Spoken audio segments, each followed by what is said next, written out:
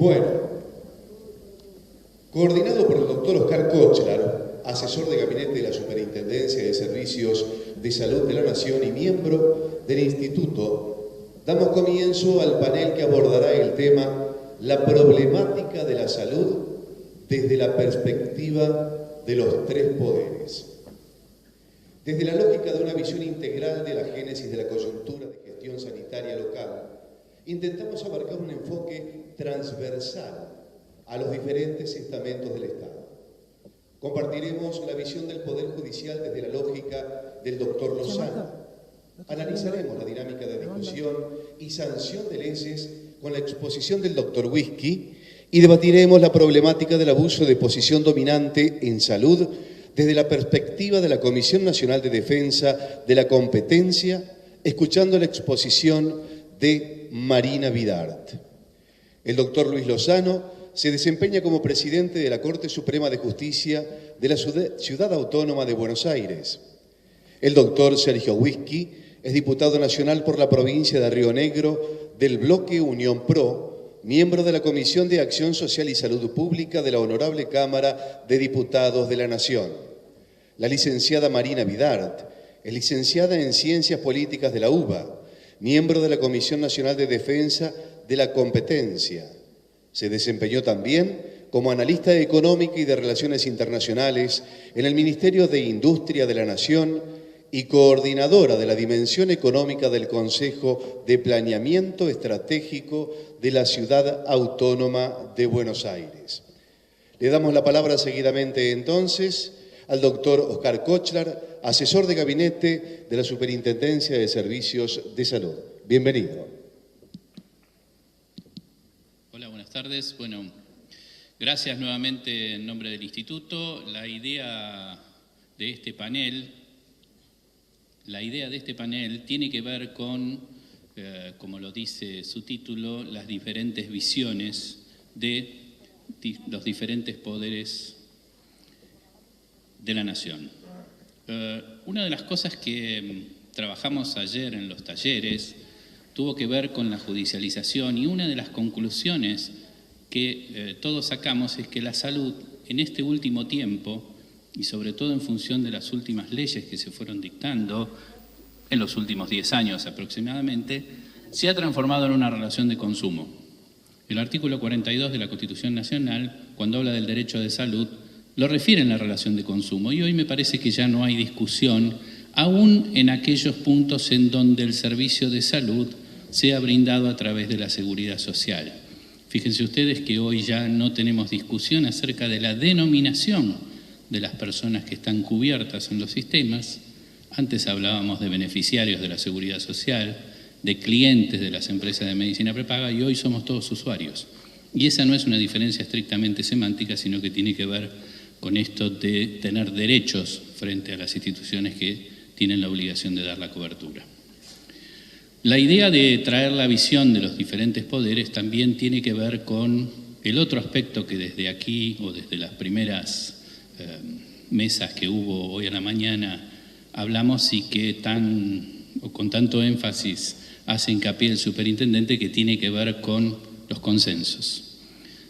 La idea de esta mesa entonces es escuchar las diferentes visiones de los poderes para ver si podemos avanzar justamente en esa definición de pautas de consenso que transformen en políticas de Estado todo lo vinculado a los servicios de salud.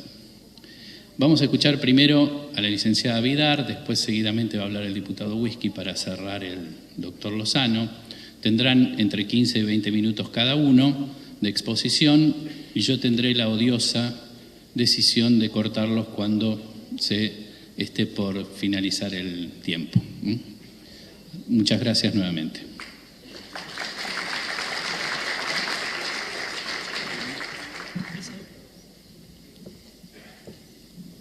Bueno, muchas gracias por la invitación, por estar acá, por considerarnos para participar de este congreso, que trata un tema que es muy importante para nosotros como Comisión de Defensa Nacional de la Competencia y un tema en el que trabajamos con cierta habitualidad. Primero les cuento quiénes somos y qué hacemos, así nos ponemos, saben de qué les vengo a hablar. El organismo se llama Comisión Nacional de Defensa de la Competencia y depende directamente de la Secretaría de Comercio y depende del Ministerio de Producción. Este organismo existe aproximadamente en la década del 80, cuando fue la primera ley que se implantó de defensa de la competencia en la Argentina.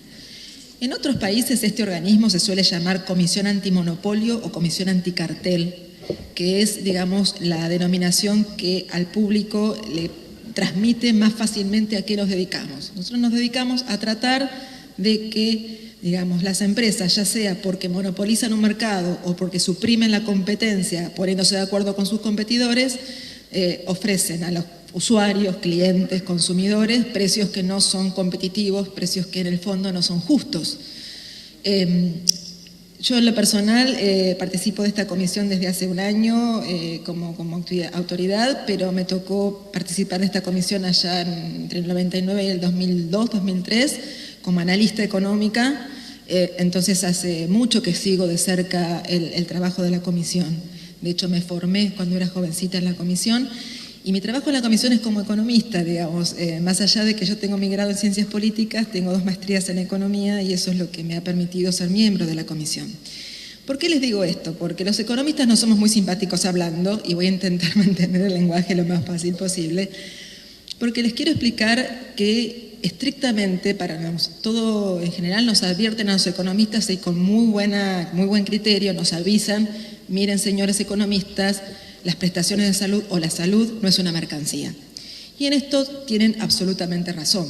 Digamos, si uno se imagina, digamos, que uno tiene que comprar para sus oficinas sillas donde ustedes están sentados.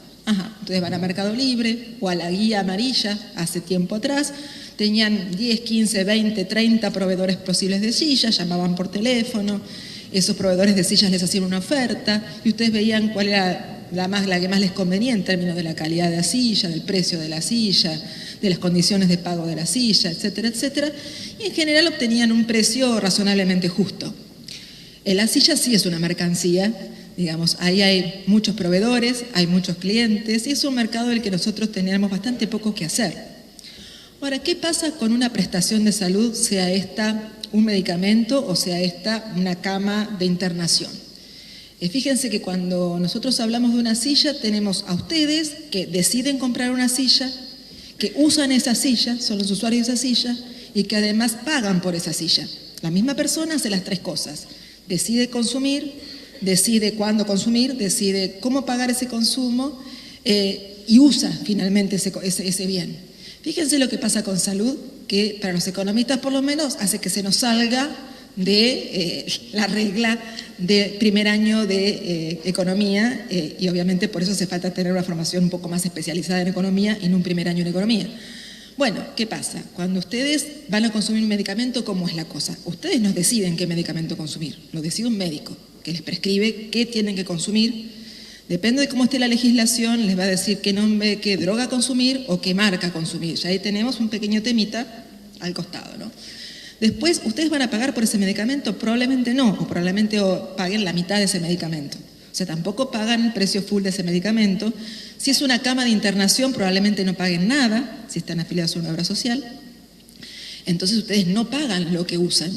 Y finalmente, ustedes son los que utilizan ese bien y los que sufren las consecuencias de, digamos, si la cama de internación es de buena calidad, si el medicamento es de buena calidad, etcétera, ¿no? Y si el medicamento es de buena calidad y los servicios de internación son de buena calidad, lo más probable es que tengan un buen acceso a la salud, se curen y si todo esto es así para todo el país, muy probablemente las estadísticas de salud de la Argentina mejoren y estemos todos muy felices. Entonces, ¿qué les quiero decir? Nada más lejos, digamos, las prestaciones de salud de una mercancía convencional de un primer año de un libro de economía como puede ser una silla. O sea, ahí, hablando de salud, los mecanismos de oferta y demanda tal cual el mercado los diseña no funcionan del todo bien, entonces justamente porque las prestaciones de salud tienen esta característica donde el que paga no consume, el que consume no decide lo que consume y, digamos, el que consume finalmente hace un consumo que depende de alguien que le dijo que consumir y alguien que le financió el consumo, que también puso sus condiciones de qué consumir. Entonces, si uno dejara librado esto al mercado, a las reglas salvajes del mercado, como uno podría dejar librado el consumo de las sillas, digamos, a nadie se le ocurre que uno tendría que andarse metiendo demasiado en el mercado de las sillas, entonces tendríamos claramente un problema de acceso a la salud. Entonces, desde lo que venimos a hacer nosotros, desde la Comisión de Defensa de la Competencia, que es una comisión antimonopolio y anticartel, es tratar de que los distintos bienes y servicios que integran la canasta, digamos, de prestaciones y bienes y servicios que están relacionados con la salud, se puedan otorgar de la manera más competitiva posible. ¿Qué quiere decir esto? Que haya muchos proveedores, los más posibles, que esos proveedores compitan entre sí para brindar la mejor ecuación costo-beneficio posible a quienes pagan por esos servicios y a quienes usan esos servicios. ¿Qué quiero decir? Aunque el precio en muchos casos puede estar regulado o acordado de alguna manera, hay muchas otras condiciones que tienen que ver con cómo se presta un servicio que no son el precio. Con lo cual, de ninguna manera el hecho de que el servicio o el producto tenga el precio más o menos en caja por algún tipo de regulación específica, me asegura que aún así, si yo tengo varios proveedores, no pueda conseguir un diferencial en cuanto a calidad de la prestación, condiciones de pago, etcétera, etcétera. Entonces, nosotros venimos a hacer justamente eso. Y estamos haciendo eso, esta comisión está haciendo eso desde la década del 80, más o menos, en que tuvo la primera ley. En temas de salud, la primera carpeta de salud fue una denuncia contra el Colegio de Odontólogos de Venado Tuerto. ¿Qué pasó? Los odontólogos de Venado Tuerto estaban todos en el Colegio de Odontólogos de Venado Tuerto, cuando fue una obra social, no recuerdo cuál, a querer contratar con algunos de esos odontólogos por separado para conseguir un mejor precio por la prestación odontológica. Resulta ser que el círculo de odontólogos le dijo, mire, usted puede contratar por separado con esta obra social, pero deja de pertenecer al círculo. Y si deja de pertenecer al círculo, pierde un montón de cuestiones que tienen que ver con el beneficio de pertenecer al círculo. Y el círculo era el 100% de la oferta de odontólogos de Venado Tuerto. Distinto hubiera sido esto si el círculo hubiera sido el 20% de la oferta de Venado Tuerto. ¿Se entiende? Bueno, ¿cómo terminó esto? Diciéndole al círculo, usted no puede hacer esto, me borra de la cláusula de afiliación de los odontólogos, esta cláusula que los obliga a los odontólogos a borrarse del círculo si ellos contratan por separado. Y además, obviamente, se le puso una multa que finalmente fue convalidada llegó hasta la Corte Suprema esa multa. Estoy hablando de la década del 80. En esa línea se ha seguido trabajando y se sigue trabajando a hoy día. Por ejemplo, ¿qué les puedo contar de lo que hicimos el último año? Nosotros en esto funcionamos muy parecido a una cámara de jueces, solamente que dentro del Poder Ejecutivo.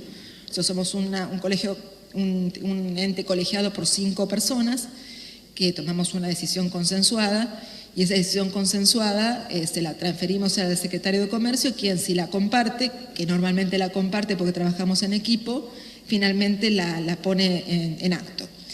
Esta gestión estamos trabajando hace un año y de lo que hace un año estamos trabajando, que les puedo contar, porque como son expedientes donde se investigan empresas, se investigan personas, tienen confidencialidad obviamente, pero hay algo que sí, trascendió a la prensa, por eso se lo podemos contar, es que estamos teniendo un trabajito con la gente de las farmacias de Tucumán, y de hecho dictamos lo que se llama una medida cautelar. Una medida cautelar es parecido a lo que ustedes, si hay algún abogado por acá, piden la justicia para que antes de que se juzgue el caso final, se pueda poner alguna orden al denunciado, a la empresa que está haciendo prima facie el delito, para que deje de cometer lo que está haciendo hasta que confirmemos que lo que está haciendo está mal.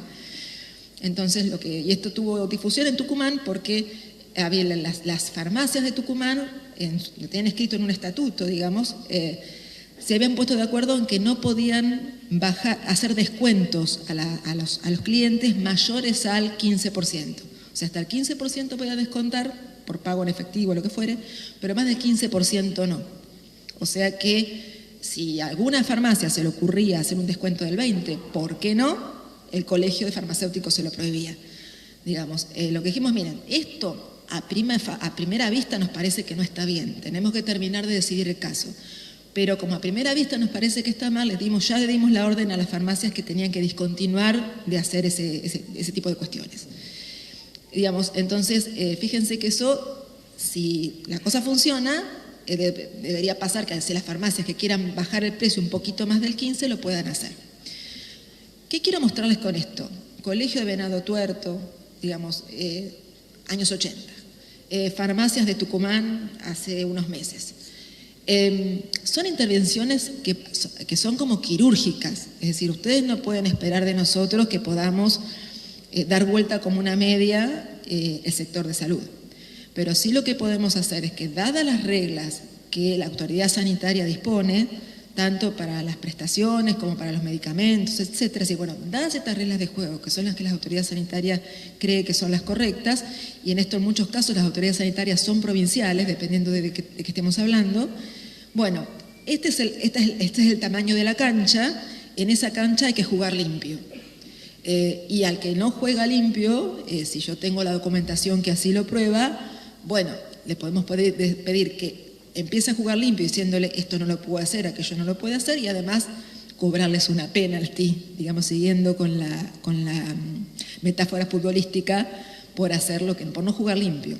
Básicamente lo que nosotros hacemos en general en este sector y en cualquier sector de la economía es tratar de que las empresas jueguen limpio, nada más que eso, en el marco del juego que se está haciendo. Así que lo que nosotros hacemos es efectivamente eso, y es lo que podemos seguir haciendo por ustedes. En este caso yo los vengo a instar a que cuando ustedes sienten que de alguna manera están siendo estafados, entre comillas, para ponerlo en lenguaje coloquial, por sus proveedores, por la gente que le hace sus ofertas de prestaciones sanatoriales, de prestaciones odontológicas, de prestaciones de anestesistas. Muchos de ustedes probablemente pertenecen a alguna obra social que tiene su clínica propia y tiene que contratar con los anestesistas. No hace falta que les diga que es un dolor de cabeza. Entonces, digo, en todas estas situaciones, el accionar puede ser correcto en determinadas circunstancias, pero puede no ser correcto en otras circunstancias. Nosotros estamos abiertos a que ustedes nos consulten. Si nosotros vemos que la persona a la cual ustedes le tienen desconfianza en cómo se está manejando en el mercado está haciendo las cosas bien, se lo vamos a decir. Y si está haciendo las cosas mal, vamos a empezar una investigación para ver hasta dónde llegamos y si realmente hay un problema. Y si hay un problema, lo vamos a intentar solucionar. Me recordaba acá el colega abogado que recordaba un caso que yo no lo tenía tan presente, pero después hice memoria cuando me lo contó, porque fue de hace unos años, de los 3 hospitales de Bariloche que se habían puesto de acuerdo en cuanto a cobrarles los servicios sanatoriales a las empresas de turismo que querían contratar para los chicos estudiantes. Se les puso una multa, la multa se confirmó. Eso está mal, no pueden hacer eso. Y así van a encontrar una casuística bastante importante en la comisión a lo largo de los últimos 20 años sobre este punto.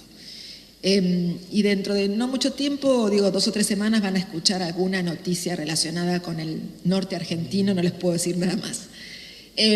Bueno, dicho esto, ¿qué es lo que nosotros podemos hacer por ustedes?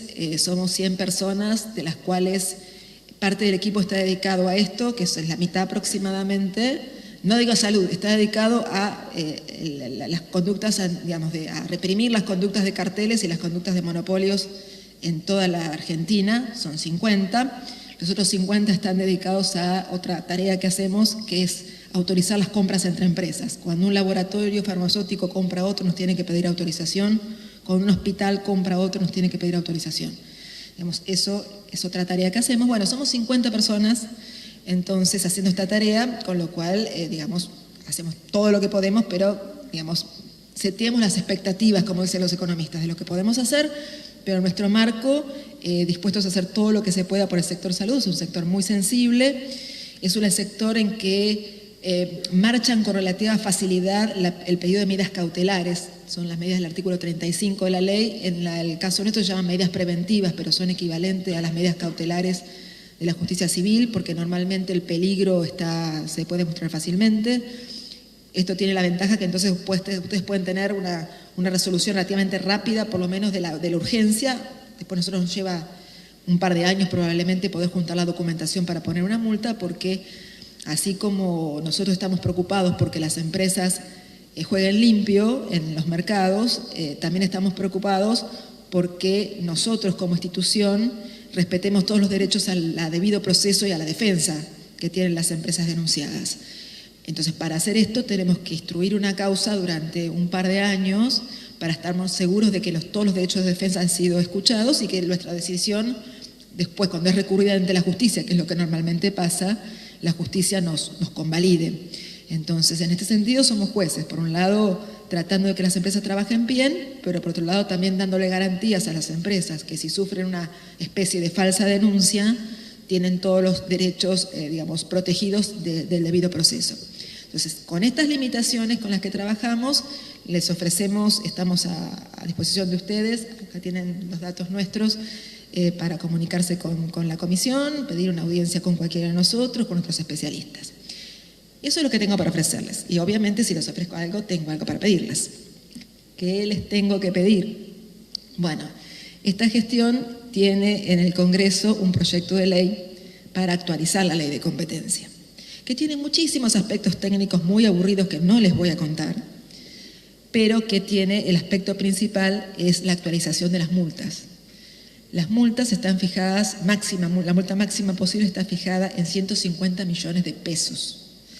Claro, en el 99, cuando se puso este número, eran 150 millones de dólares.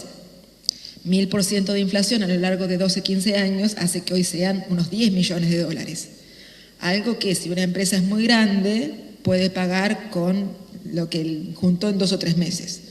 Claramente, si ese es el nivel de multa que tenemos, la capacidad de fuego que nosotros tenemos en el caso de que encontrar una empresa que está haciendo una empresa grande. Si es una empresa chica, no, si es una empresa chica realmente es mucho dinero, pero si es una empresa grande, realmente la capacidad de fuego es muy reducida, las empresas lo saben. Tenemos otra arma que no está escrita en la ley, pero que funciona a veces muy bien, que es que como las legislaciones anticartel son globales, es decir, en todo el mundo los países, los 150 países de los 250 países que existen en el mundo tienen este tipo de legislación, empezando obviamente por todos los países desarrollados, está muy mal visto que una agencia como la nuestra te inicies un expediente, no que te ponga una multa, que te inicie un expediente directamente. Suele ser muy mal visto si yo cotizo en Nueva York o si yo cotizo en Bruselas, entonces a veces el temor de las empresas viene más por la reputación que lo que le puede salir la multa.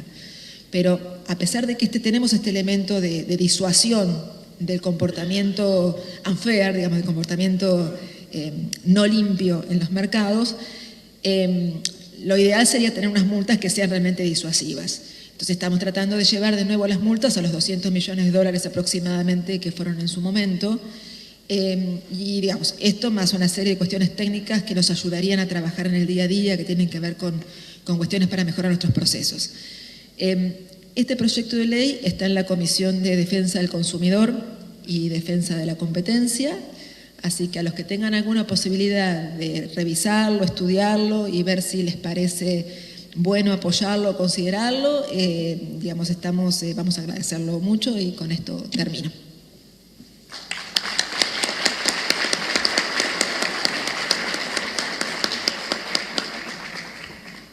Muchas gracias, Marina. Bueno, me parece que también nos dio ideas para aquello que hoy desde la seguridad social tanto bregamos por terminar con los monopolios tanto de los colegios médicos como de las asociaciones de clínicas en algunos lugares del interior del país, ¿no? Bueno, seguimos con Sergio, no sé si querés pasar allá. Allí podés ver tu presentación. Sergio Huisque es diputado nacional por el PRO, es médico, diputado nacional por la provincia de Río Negro y a su vez es integrante de la Comisión de Salud de la Cámara de Diputados. Bueno, buenas tardes. Muchas gracias por invitarme a participar de este evento, este congreso. Básicamente, yo vengo de la medicina, soy médico, clínico y terapista de Hospital Público de Bariloche. Tengo también una maestría en salud pública y en gestión de economía de la salud. He pasado también por obras sociales, así que he padecido también el otro sector. Puse esta frase acá porque me parece que, además de Borges ser genial con los tiempos, habla un poco de nosotros, cómo nosotros tomamos decisiones. En la toma de decisiones habitualmente uno puede resolver el futuro. Y ya Borges me destruye hasta el presente, porque dice que el presente no existe, solamente existe el futuro que se derrumba en el pasado. Y en esa constancia estamos los que tomamos decisiones en las instituciones.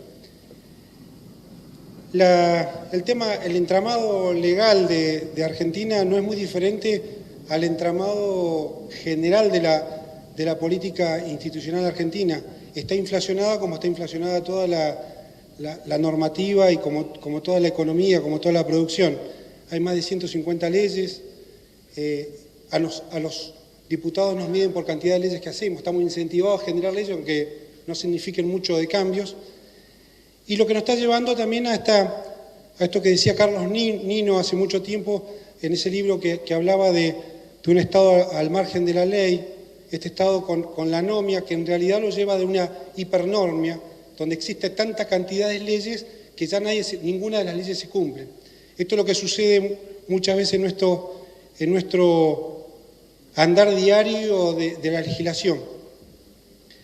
Por eso, cuando yo asumí como diputado, mi primer mandato como diputado, intenté desde qué lugar yo del saber sanitario podía aportar las normas y las reglas que van a ayudar a clarificar un poco el juego para que esto sea efectivo en la toma de decisiones que uno busca con el sistema sanitario. Esto es lo conceptual. ¿Qué es lo que uno busca en un sistema de salud? Mejorar las condiciones de salud, básicamente, garantizar el acceso y la calidad de las prestaciones o de las prestaciones del servicio sanitario, pero que sean equitativas, y otorgar protección financiera. Eso es más o menos lo que uno busca como 3 patas clave para tomar una decisión. Después, este año salió la resolución de las políticas instrumentales que el Gobierno Nacional va a implementar. A ver nosotros desde el Ejecutivo, desde el Legislativo, cómo podemos acompañar estas políticas prioritarias que se pone el Ejecutivo para ver cómo podemos acompañar. Pero además, yo cuando analizo siempre el sistema sanitario, lo analizo siempre con este esquema de necesidad, demanda y oferta. Cómo nosotros podemos lograr que esa ley lleve a ese centro que uno está buscando de coincidencia sociosanitaria. Es complejo, porque en general lo que uno ve y lo que yo estoy viendo en el recinto, en las comisiones de salud, estamos mucho parados en la demanda y en la oferta y muchas veces no está sustentado en una necesidad real. Entonces tenemos esa demagogia social que estamos dando oferta a algo que en realidad no tiene un sustento de necesidad sanitaria. Lo otro que uso, que es para la accesibilidad, este esquema que usa todo el sistema sanitario para ver qué cobertura, este en triple dimensión que se pone en toda la literatura, pero además ya hay uno agregado que es dinámico, que es de calidad, que es el tiempo en oportunidad y la calidad que uno está buscando que sea igual. No depende del sistema financiero donde uno está recibiendo el financiamiento. El otro tema que usted ya lo conoce mejor que yo, sabemos que estamos en los determinantes de salud, en los servicios de salud, que es el menos eficiente para el cuidado de la salud, en los determinantes de la salud, entonces tenemos que ser en esto muy inteligentes, muy prolijos, muy cirujanos, como para encontrar que esa medida no siga teniendo esta distorsión que tiene poco resultado en expectativas de vida del sistema sanitario, como lo tiene en otras partes del sistema de salud, como son los estilos de vida, el hábitat, la biología humana. También sabemos que el 75% de las causas de la muerte van a estar relacionadas al tabaquismo, al sedentarismo, y uno tiene que ir a buscar a trabajar en esos lugares con leyes que promuevan o que ayuden a que todas estas causas o patologías estén priorizadas en la toma de decisiones. Y por último, esta curva que todos la conocen, que los que han hecho economía de la salud que la conocen, que esta curva de rendimiento marginal es decreciente, que en términos de literatura nuestra siempre dicen que más plata no significa salud siempre, o más salud siempre.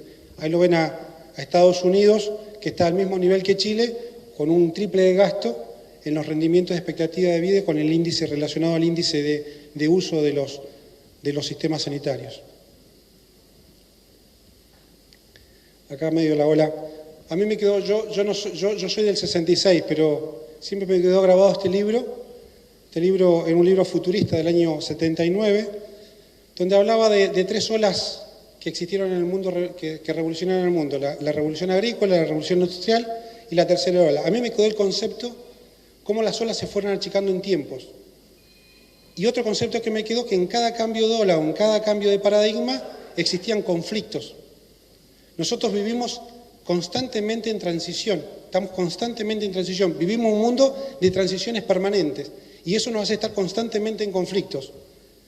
Fíjense las transiciones que describen algunos: transición demográfica, vamos hacia el envejecimiento; transición epidemiológica, de las enfermedades infectológicas pasamos a las enfermedades crónico-degenerativas, a la violencia y al trauma de accidentes, al envejecimiento y a la carga de enfermedad por salud mental. El patrón alimentario, comida más industrializada, comida más rápida, que nos lleva a la obesidad como resultado y con toda la cascada de enfermedades que genera. Las tecnológicas, que es la incorporación. Ustedes imagínense que cuando nosotros sacamos las leyes que hoy regulan en Argentina la profesión médica y las actividades médicas, son del 64. La de medicamentos es del 61. Cuando uno empieza a ver qué había en esa época tecnológicamente en Argentina o en el mundo, el tomógrafo entró en el 77, el ecógrafo también, en el 80 y pico entró el resonador, el hemoglucotest entró después. Cuando uno ve la cantidad de tecnología que entró a operar en el medio sanitario, todas las leyes quedaron atrás. No existían los robots para hacer los trabajos dentales. Hoy existen. La ley hoy los prohíbe a los robots. Así que hay que actualizar una cantidad de leyes que hoy no están regulando para una época que cuando se hicieron esas leyes, lo que dominaban en Argentina eran las enfermedades infecciosas. Entonces tenemos que actualizar y me parece que son leyes centrales que más que nuevas leyes tenemos que modernizar estas leyes. Hay también lo cultural lo padecemos hace rato, los que hacemos consultorio y trabajamos, porque no solamente le dan el beneficio de tener mayor información a la gente, sino que además que vienen con el diagnóstico, el tratamiento, recetado por el doctor Google, y uno tiene que negociar con el doctor Google arriba en un escritorio, y eso también complica la dinámica del sistema sanitario, porque además genera demanda. Y lo organizacional, que es la clave, me parece que nosotros tenemos que pegar el salto, porque lo organizacional hace eficiente el gasto como tiene Chile versus Estados Unidos. Es donde nosotros podemos construir esa diada de eficiencia junto con equidad. Para mí es una diada inseparable porque no hay posibilidad de construir equidad si uno no hace un sistema organizacional eficiente en el uso de los recursos. Y por último, la salud como elemento más allá de prestador de servicios de salud, como un que promociona el desarrollo tecnológico que tiene la salud. En algunos sistemas el 9% del PBI está regulado por el sistema sanitario y tiene ese impacto, porque además es un lugar de conocimiento intensivo donde puede traccionar muchas otras cosas hacia el sistema tecnológico en general de un país. Por eso me parece que todas estas transiciones tienen que estar en la cabeza de un legislador, porque ahí tiene que ir a actuar para resolver estas cosas. Cuando hablo de cobertura 3D o 4D, uno ve, le contaba recién a algunos amigos en la mesa, yo he discutido el año pasado leyes para la fibromialgia, para la artritis reumatoidea, para la enfermedad, ahora todo lo que es cardiopatía congénita. La semana pasada estuvimos discutiendo trombofilia. Leyes que ya son casi prescriptivas, son leyes casi que son de prescripción médica, parece una ley en la cual el médico le está recetando qué es lo que tiene que hacer los pacientes. Entonces, se ha achicado tanto la discusión que vamos a romper las lógicas de armar un sistema que tiene un diagnóstico que es consensuado en todos lados, esto de fragmentado y segmentado. Nosotros de la legislación hoy estamos promoviendo que se fragmente ahora no solamente en enfermedades, hemos llegado hasta los síntomas, porque la fibromialgia es eso, son una patología que tiene síntomas agrupados pero que no es una enfermedad. A ese descontrol hemos llegado, entonces, con la firme ambición de los colegas diputados de dar mayor cobertura. Pero cuando uno lo analiza esa cobertura, uno puede ver como ser en esto, que uno ve en todos los planes de salud, que el plan de diabetes tiene una cobertura financiera al 100% y los planes de crónico, hipertensión, dislipemia, tienen un 70% de cobertura financiera. Pero cuando uno va y mira con esta lógica que tiene el sistema sanitario, de ese sistema de radar que solamente detecta aquel que va al sistema, pero deja de afuera a todos, nos pasa esto. En la obra social que yo estuve en mi provincia, teníamos bajo tratamiento 1.500 o 1.800 diabéticos y enfermos crónicos 2.500, pero cuando uno hacía una estimación, pasaba que era esto lo que sucedía, que solamente estábamos cubriendo el 15% de los pacientes reales que tenían la enfermedad en el caso de la diabetes, y teníamos un plan de crónicos que cubría solamente el 5% de los pacientes reales. Esto es lo que sucede cuando uno sigue apuntando a mejorar el financiamiento de algún sector. Pasa lo que pasa siempre, se termina poniendo plata en los que más tienen, en los que tienen más servicio. Entonces el sistema se hace no solamente ineficiente, sino se hace extremadamente inequitativo y terminamos favoreciendo a los favorecidos. Y este principio de equidad, de tratar de dar igual a los iguales y diferente a los diferentes, se empieza a romper adentro del mismo sistema. ¿Qué nos pasó a nosotros? Esto es lo que nos pasó el año pasado. De 155 leyes, 48 fueron presentadas por el Frente para la Victoria, Cambiemos presentó 40 y después se fue dividiendo.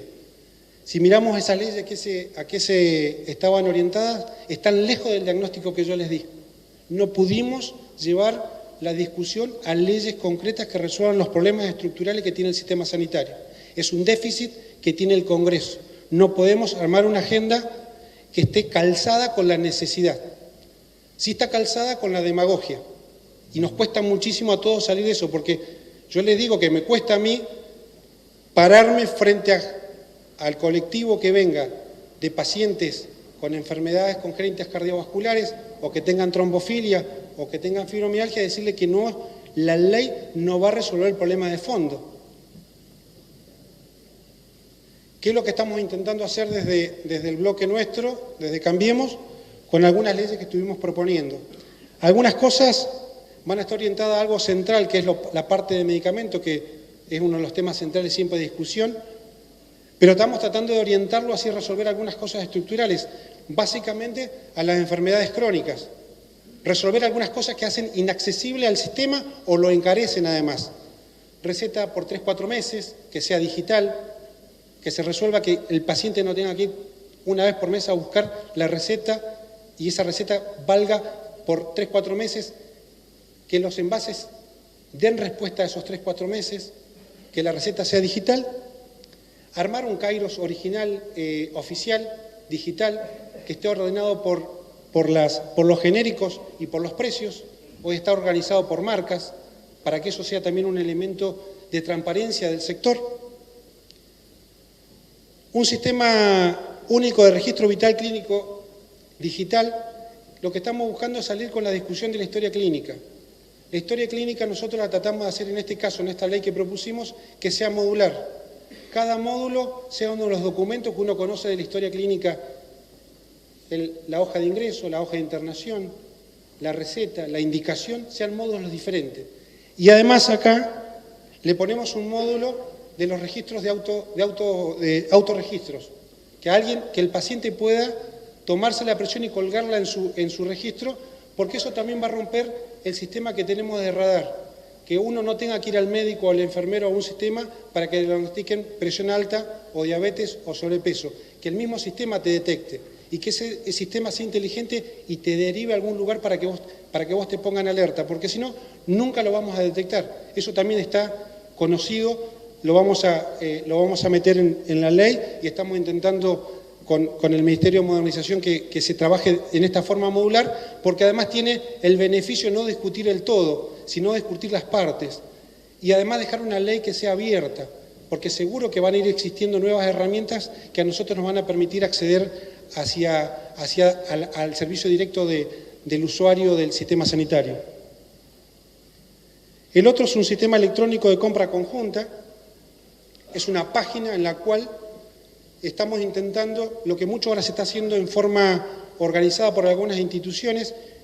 La idea es armar que el Sistema Nacional tenga una página electrónica digital donde haya proveedores y compradores del sistema que puedan comprar en escala, asociándose en la compra en escala, pero que cada uno no pierda la individualidad de pago. Eso se está diseñando, hay que hacer un contrato de gestión. Hay algunas páginas privadas de esta índole, la idea es que sea de uso oficial porque no solamente va a permitir la compra en escala, donde algunas obras sociales o algunos prestadores que son muy chicos se van a asociar a los grandes para tener beneficios, sino que además se van a transparentar los precios, que es la clave del sistema también.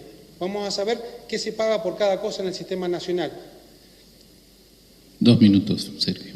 Y por último, una discusión que venimos hace dando mucho en ámbitos académicos y en varios lugares de discusión, que me parece que es repetir un modelo que hizo Alberto Dalbó cuando fue ministro de Salud en Río Negro por el año 73, allá un modelo rionegrino sanitario que fue modelo nacional y que lo que él orientó mucho el sistema sanitario a resolver la alta complejidad y alto costo.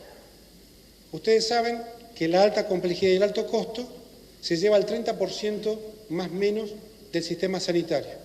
Y ahí es donde tenemos la sangría, porque ahí entran los medicamentos de alto costo, los biológicos, entran las enfermedades raras, pero además entran las enfermedades que a nosotros hoy nos están vaciando mucho los sistemas financieros. Diálisis, trasplantes, sistemas oncológicos, prótesis de cadera, prótesis de rodilla, bueno, una cantidad de prestaciones que es necesario ir a buscar dentro de la ley 23661, que hay un apartado de Fondo Solidario de Redistribución, que tiene otro nombre, pero que me parece que ahí tenemos que avanzar y ajustar el sistema, porque no va a haber forma de arreglar este diagnóstico de fragmentación y segmentación si en el área que más desangrado está generando al sistema no le ponemos una regulación. Creemos que es el área donde nosotros podemos tener un alto éxito y donde nosotros podemos dar esa cobertura universal y donde la dilución de riesgo sea un beneficio, y me parece que es una de las grandes discusiones que se van a venir este año y el año próximo, porque me parece que es el lugar donde nosotros tenemos el entramado legal, que son las leyes de obras sociales, tenemos la institución como es la superintendencia, y me parece que por ahí podríamos trabajar fuertemente, donde se puedan aliar otros actores como el PAMI, las obras sociales provinciales y también los sistemas provinciales de salud. Así que esa es la idea de los cuales estamos trabajando. Y para cerrar, una de las frases que he leído hace poco que me encantó: uno puede cambiar buscando nuevas respuestas, pero fundamentalmente uno tiene que sentarse a pensar nuevas preguntas.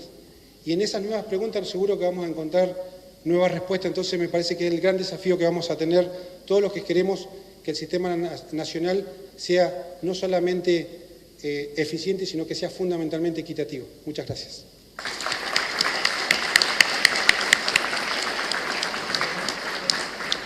Muchas gracias, diputado. Bueno, y finalmente vamos a escuchar la palabra del doctor Luis Lozano, que, como decíamos antes, es actualmente el presidente del Tribunal Superior de Justicia de la Ciudad Autónoma de Buenos Aires, pero ha sido también director de Asuntos Jurídicos del Ministerio de Justicia y secretario de Trabajo de la Nación. Es también docente de diferentes universidades y, a través de su pertenencia al Poder Judicial, hoy es el secretario ejecutivo de la Comisión Iberoamericana de Ética Judicial. Doctor Lozano. Muchas gracias. Tengan todas y todos muy buenas tardes. A mí me han convocado para abordar el tema desde la perspectiva de lo que es la justicia, y les adelanto como conclusión, que trataré de explicar, que la justicia es como la energía atómica.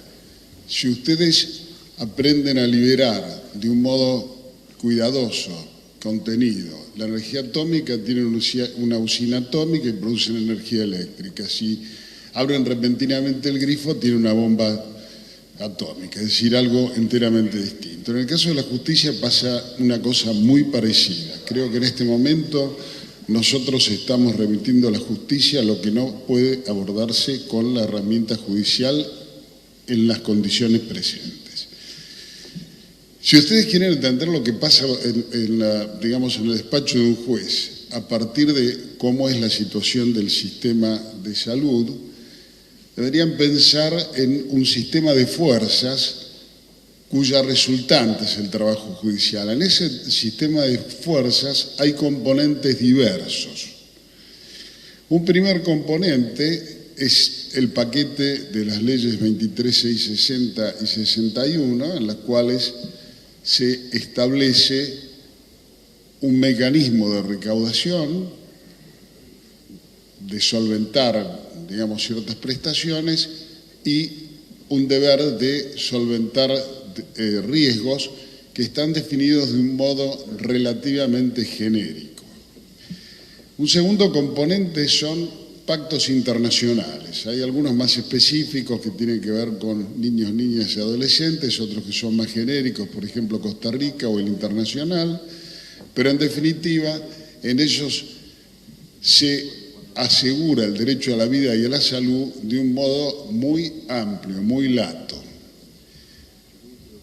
Estos pactos, a diferencia del sistema de la 23660 y /61, donde el derecho a obtener el servicio es de aquellas personas que están, de los usuarios, como decía antes el doctor Kochlar, en el caso de los compromisos del Estado Nacional, son compromisos del Estado, no solamente del nacional, también de los estados provinciales, pero básicamente son compromisos estatales. Acá voy adelantando una cosa, cuando el Estado los traslada a las obras sociales, está haciendo una pequeña jugarreta. Y esta jugarreta, que es otro componente del sistema de fuerzas que yo les estoy planteando como modo de ilustrar, ha sido puesto en funcionamiento ya desde los comienzos del sistema. Yo creo recordar, y si me equivoco, porque seguramente ustedes conocen más del sistema que yo, hay una ley 23737 que incorporaba temas de consumo de estupefacientes y de SIDA a aquellos problemas que tenían que atender las obras sociales. Obviamente, si ustedes tienen un sistema donde para atender una masa de riesgo, aunque no sea exactamente un seguro, no importa, pero tiene las características de un seguro en alguna medida, si ustedes ponen un conjunto de riesgos a ser atendidos con una masa de recursos, lo primero que habría que hacer es la cuenta, es decir, saber cuánto suman los riesgos y saber cuánto suman los recursos. La realidad es que si la cuenta alguna vez fue hecha, cosa que probablemente algo de esto debe haber habido, no me consta, pero puedo suponerlo, la cuenta empieza a filtrarse cuando uno agrega riesgos sin hacer nuevas cuentas, y esto seguramente ha ocurrido porque lo que no hubo fue aumento de los aportes y contribuciones. El último componente son las reglas de responsabilidad civil, donde a medida que ha transcurrido el siglo XX, se ha avanzado fuertemente en dos sentidos que generan mucha responsabilidad. Uno de ellos es el daño indemnizable cada vez es más extenso. Esto da para mucho, pero en definitiva es bastante fácil de entender que una cosa es atender una curación, otra cosa es atender el lucro cesante por el tiempo perdido de trabajo, otra cosa es atender el daño psicológico y así sucesivamente. Las reglas de responsabilidad, que no tienen que ver con la 23660 y la 23661, sino con el Código Civil, hay una tendencia a una responsabilidad integral, una reparación integral, y esta reparación integral ha ido aumentando en la percepción de los juristas. Esto arranca de la Facultad de Derecho y se instala en los despachos judiciales. Desde luego, la responsabilidad civil no pesa sobre las obras sociales, salvo cuando incurren en algunos de los supuestos de responsabilidad civil, por ejemplo, que es una ambulancia que choca. Pero la realidad es que los conceptos que se desarrollan en el régimen de responsabilidad suelen ser trasladados también a la responsabilidad que tienen las obras sociales en la atención de sus usuarios. Como todo sistema en el cual hay alguna nota de seguro, hay un problema central para medir los riesgos, y es la volatilidad. Si ustedes tienen riesgos difíciles de prever, es muy difícil poder hacer un seguro satisfactorio. Los riesgos que se trata de prever en el sistema tienen una evolución permanente muy marcada, muy intensa, por varias razones. La primera de ellas es la evolución tecnológica, es decir, en el curso de la vida de cualquiera de los que estamos aquí, y esto ocurre, lo puedo decir porque hay mucha gente joven, pero lo puedo decir porque esto ocurre aceleradamente, es decir, los últimos años son los que dan más ejemplos, aparecen muchos mecanismos de diagnóstico que son más sofisticados, son costosos, y aparecen muchos mecanismos de tratamiento que son enormemente costosos. Yo sé, me estuvieron ilustrando antes de venir aquí, que hay muchos que son costosos y no son útiles. No me voy a referir a esto, pero estos inútiles también tómenlos como parte de la volatilidad del sistema, si es que los ponemos adentro de lo que las obras sociales deben dar o los seguros de salud deben dar. El otro tema que genera volatilidad es la aplicación de reglas sumamente latas, es decir, imprecisas, que dan mucha libertad de interpretación a quien las aplica y que son aplicadas por los jueces para establecer cuál es el alcance de las prestaciones que tienen que ver con la salud. Esto genera una volatilidad enorme en el sistema porque uno siempre puede pensar lo peor, es cierto, pero lo peor no siempre está definido. Es decir, uno imagina alguna cosa como la peor, pero cuando llega al momento de la sentencia puede ser que aquello que había pensado como lo peor era un mal menor respecto de lo que ocurre con la sentencia. ¿Por qué? Porque los jueces están estimulados enormemente no solamente por la opinión pública, sino también por la piedad. Y generalmente el que viene a pedir al estrado judicial es alguien que está en situación de necesidad. Y acá viene un componente muy importante a tener en consideración para entender por qué a veces no sirve un sistema judicial. Los sistemas judiciales resuelven cuestiones individuales. También es un tema que da para hablar mucho, no es tan fácil de explicar, pero a diferencia de lo que ocurre en órganos del Ejecutivo, incluso en algunos órganos que respetan el derecho de defensa, como el que integra acá la doctora, pero que tienen ciertas capacidades administrativas de emitir pareceres generales, hay la cierta capacidad de mirar el escenario. Por ejemplo, si en defensa de la competencia usted tiene que tomar una decisión, va a tener que analizar un mercado probablemente, pero los jueces no están para eso. Los jueces no están para analizar todo el sistema. Eso lo pueden hacer en un órgano público, dependiente de la administración pública y que ejerza la función administrativa de establecer cómo operar el sistema, pero no lo puede hacer un juez. Bueno, ¿cuál es la situación en que nos encontramos con esto que yo les proponía ver como un sistema de fuerza? Nos encontramos con el problema de que habitualmente quien acude a la justicia demanda a una persona y generalmente cuando tiene obra social, cosa que no siempre ocurre porque, por cierto, uno de los problemas que percibimos en nuestro sistema de obras sociales es que la caída en el empleo también se refleja no solamente en la recaudación, sino que se refleja muchas veces más tardíamente en eliminar usuarios.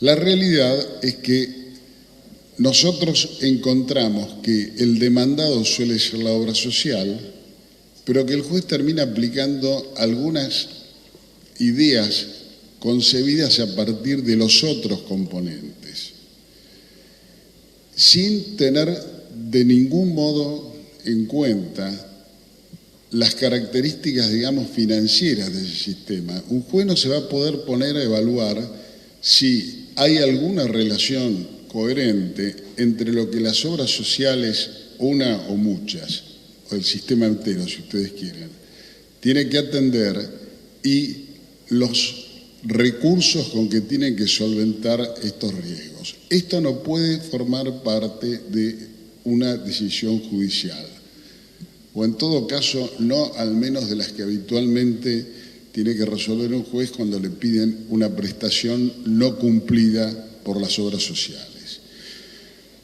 En general, este problema tiene que ser distinguido. Otra cosa que me viene dada por alguna conversación previa, me doy cuenta que muchas veces las obras sociales presentan sus problemas de imposibilidad de atender determinadas prestaciones que les son requeridas, con mayor o menor justificación, no importa, las plantean como situaciones de impotencia patrimonial de la obra. Y esto me adelanto a señalar que es un error de concepto. Los jueces no están para conseguir los recursos y los jueces no están para perdonar las deudas de aquellos que están en situación de quebranto. Pero esto es una cosa muy distinta, decir que el sistema no puede solventar todo aquello que se quiere hacer pesar sobre él. Es una cosa enteramente distinta. Una obra puede ser absolutamente solvente y aún así el sistema globalmente considerado no debería poner cierto tipo de prestaciones a cargo de ella.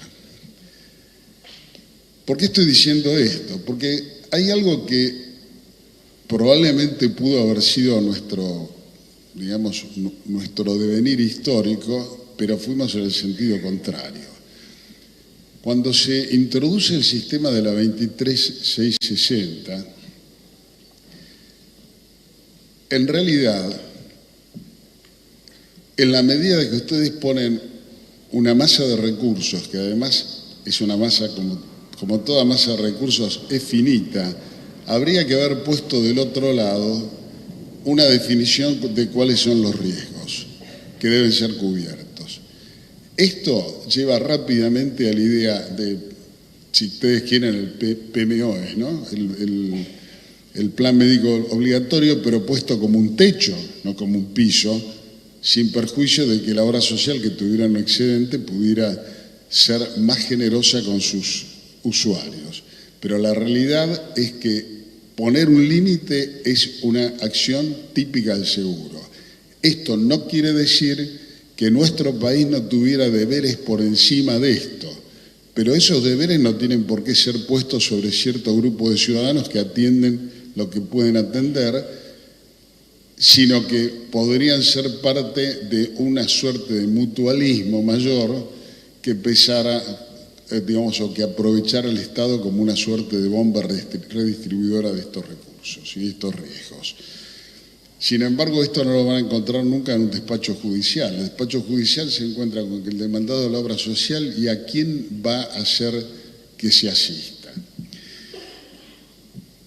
Otro tema que es muy grave es que todos estos, desde el punto de vista judicial, es que no existe un procedimiento especial para resolver esta clase de situaciones. En todo caso, hay uno relativamente genérico que intenta ser de breve curso, de breve trámite, pero que en el fondo no lo es, que se llama amparo, que puede estar precedido de una medida cautelar, peor aún. El problema ahí es que, casi por definición, todo problema de salud, toda prestación que se exija en materia de salud requiere una solución rápida. Pero la solución rápida de un amparo o de una medida cautelar es una solución en la cual la decisión del juez no está precedida de un debate pleno, está precedida de un, debatito. Es decir, se intercambian algunas ideas, pero se resuelve de modo, en el caso de la cautelar, provisorio, en el caso del amparo no, pero esta decisión a veces no llega, o muchas veces no llega, se resuelve especialmente en el caso de las cautelares de modo provisorio, pero el modo provisorio es el modo provisorio en el sentido teórico, es decir, en el sentido de que no pasa en autoridad de causa juzgada y puede ser revisada por el propio juez. Pero no es tan provisorio en cuanto a los impactos económicos que genera.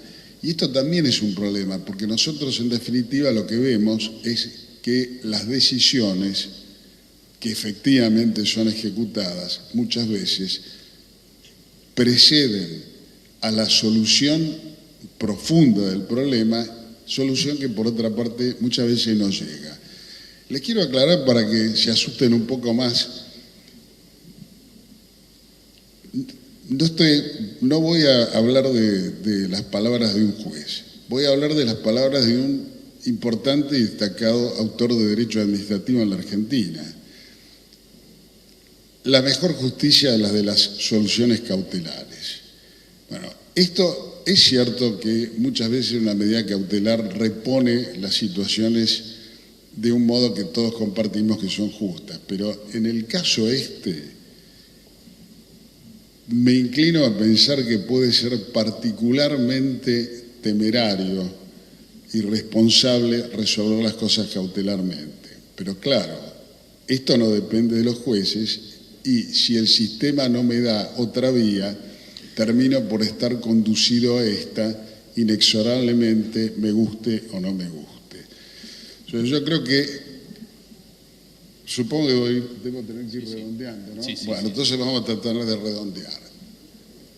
¿Qué habría que hacer para mejorar un poquitito la performance?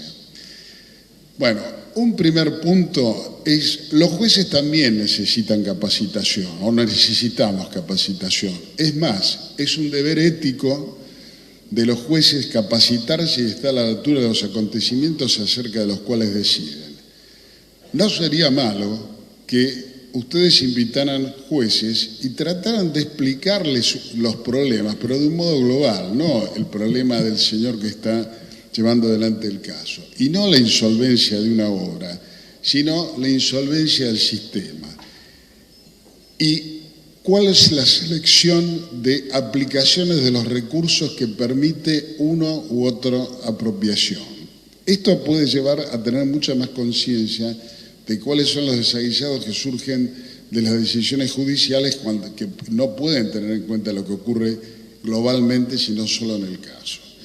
Una segunda cosa es que nosotros deberíamos pedirle a los legisladores que fueran más, digamos, detallistas en la elaboración de normas para aplicar por los jueces.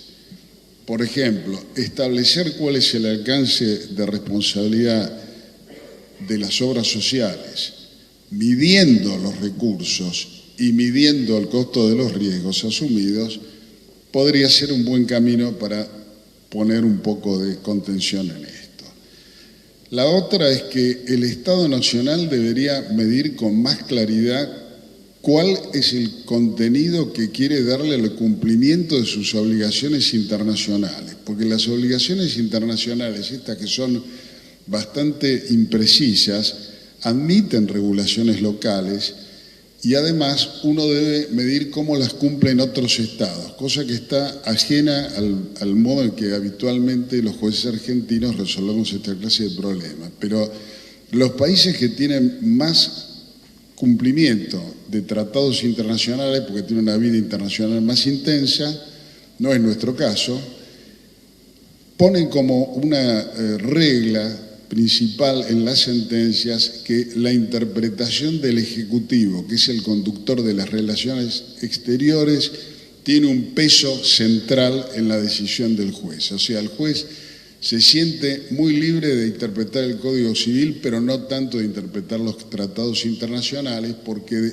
advierte que su decisión es un modo de cumplimiento o incumplimiento del tratado. Y entonces lo que tiene que hacer es tratar de obrar de manera que el país pueda tener una coherencia global en su acción, a cuyo fin no hay nada más indicado que tratar de respetar la visión del Ejecutivo. Eso sí, la visión del Ejecutivo dada de un modo formal, no la visión del Ejecutivo que visita un día al juez y le dice, mire, ¿por qué no piensa esto de esta manera? No, escribe un decreto de cómo hay que cumplirlo y esto es distinto.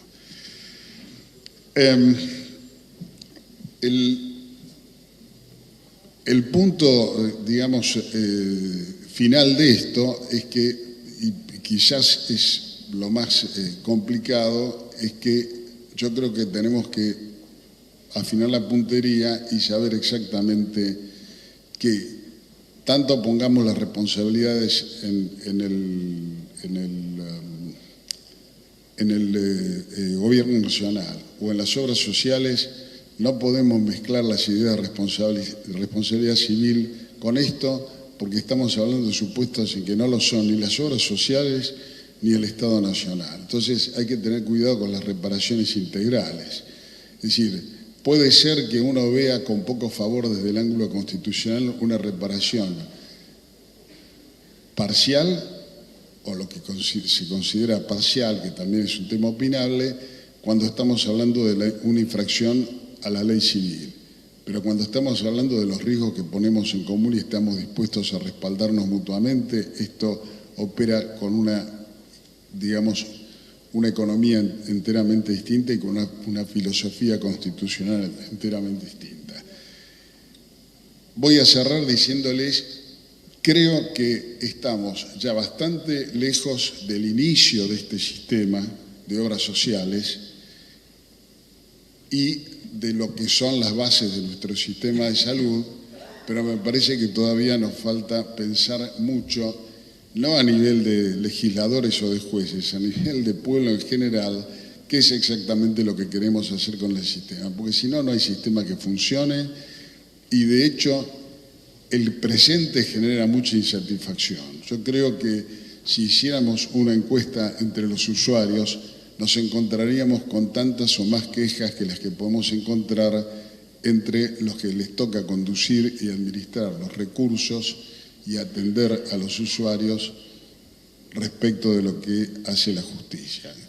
Acá hay mucho para analizar y también hay grandes decisiones para tomar en nivel de sociedad. Muchísimas gracias.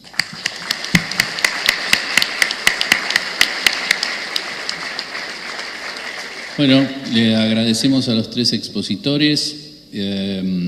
Un solo agregado que tiene que ver básicamente con lo que ayer se habló. Ayer hubo 4 talleres para los que no estuvieron el día de ayer, uno de los cuales se habló del tema de la judicialización.